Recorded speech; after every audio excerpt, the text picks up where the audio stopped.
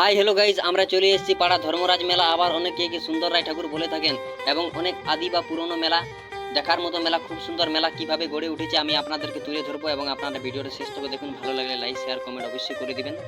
তো দেখতেই পাচ্ছেন মেলায় লোহা লক্কড় এবং নানা রকমের জিনিস আপনারা এখান থেকে সংগ্রহ করতে পারেন এবং ছোট বাচ্চাদের খেলনা, নৌকা, নাগরদোলা, ব্রেক ডান্স, নানা রকম মাকি মাউস এবং মেলা খুব সুন্দরভাবে গড়ে উঠেছে। আপনারা আসতে পারেন। এটা তোমার ঠিক পুরুলিয়া জেলা বা মানভূম জেলার অন্তর্গত পাড়া পড়ছে গ্রামটার নাম। তো আপনারা আসুন, এখানে দেখতে পারেন। আমরা ফাইনালি চলে এসেছি রেস্টুরেন্টের ভিতরে। এবার দেখতে পাচ্ছেন আমাদের যে তিন বন্ধু বিবেক, মৃত্যুঞ্জয়, সহদেব এবং আমাদের জন্য মংলাই চলে এসেছে। তো চলুন আমরা এখানে খাওয়া দাওয়া শুরু করছি। তো আপনারা আসতে পারেন, আসুন, মেলা এনজয় নেন। এবং কি করবেন, দুঃখজনক বিষয়, অনেক ঝড় বৃষ্টির কারণে মেলা একটু ডিস্টার্ব হয়ে গেছে।